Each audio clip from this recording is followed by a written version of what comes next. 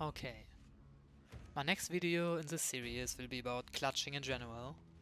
I will be explaining my sword progress during a clutch, and giving you a general advice on what your goals should be during a 1-on-2 or 1-on-3. All of us have been in this scenario. You are all by yourself, your team is watching you, and the whole situation is just more than stressful. And because of that, we tend to do more mistakes than we usually would. Suddenly, we try to make plays which we would never do under normal circumstances, and I hope with this guide I can give you a red line to follow once it's on you to bring your team back into the game. And this is not the golden rule to always follow, but I hope it will give you a good idea on what to do once you are the last one standing. Okay, I'm gonna give you a quick rundown what is happening in this first clip. We spawned on the south side of the map, making our way to Alice Farm because the boss has been banished. While we are crossing the river, my teammate has been ambushed by a shotgun. Now we are fighting it out. My second teammate goes down as well, and now it's on me to clutch it.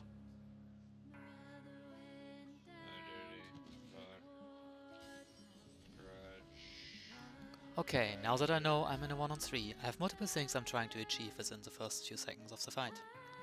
The most important thing is to even out the numbers, and the best time for that is within the first 30 seconds of being in a 1-on-3. The reason for that is that in most situations the enemy is still scattered and they are just not on the same page just yet. Because of that, it is easier to get into a quick 1-on-1, in which the odds are much more in your favor than when you are fighting the whole team at once. But to make that happen, the first thing is to position myself in a way that I can easily heal myself in case I get tagged. I'm looking for hard cover, while also creating a relatively safe distance between me and them as a buffer zone, in case they decide to rush me, so I can react accordingly. The second step, and probably even more important thing, is to figure out where everyone is positioned, so I can do a proper rotation and plan the fight.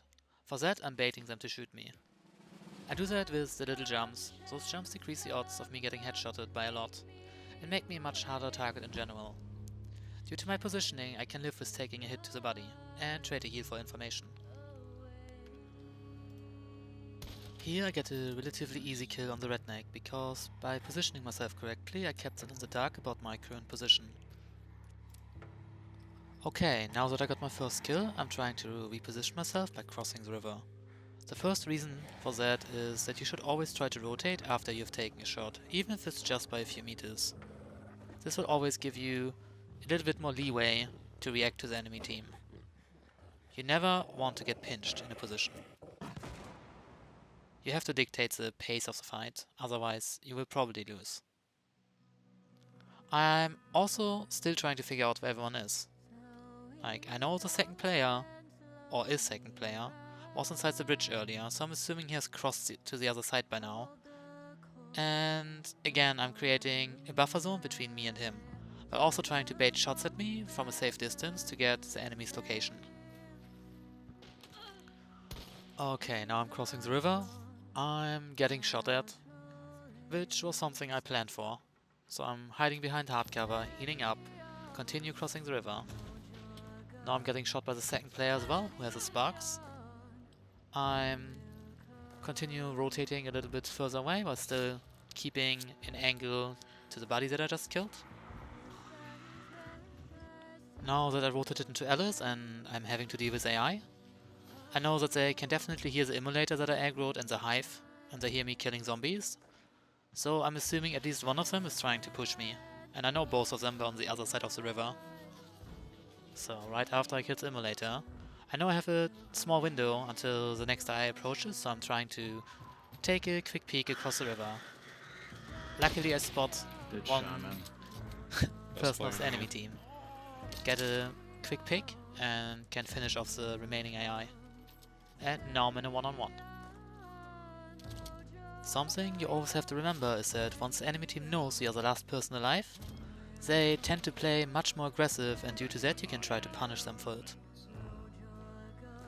Okay, now that I'm probably in a 1-on-1, maybe 1v2 in case they revive the redneck, I'm trying to fish for information. I'm doing that by positioning myself somewhere from where I can easily fall back from in case I get tagged, while also exposing myself to the enemy that was last heard across river. to bait a shot at me, just so I can get his exact location.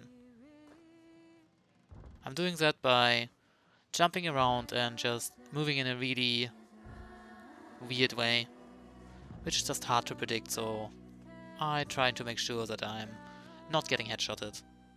Because I'm fine with getting body tapped, I can just heal myself. Now that after like 20-30 seconds of no reaction from the enemy team, I'm pretty sure I'm in a one-on-one, because if there were 2 against 1 they would play more aggressive. So I just try to make him come out by crossing the river and burning his teammate. After burning, I'm trying to fish for information again. I'm doing that by jumping and moving in an unpredictable way to decrease the odds of me getting headshotted. Now, as you can see, it worked. He tried to shoot at me, couldn't hit me. I know he's across the river, so I turn around, take a quick peek, and finish him.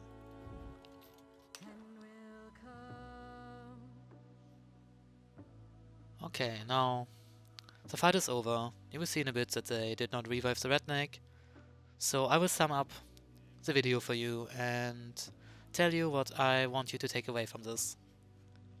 The number one and most important thing, in my opinion, is try to create or try to get into one-on-ones. And don't forget about that 30-ish second window that I told you about right after you get into a clutch situation. Then the number 2 is always stay in a position from which you can heal and rotate.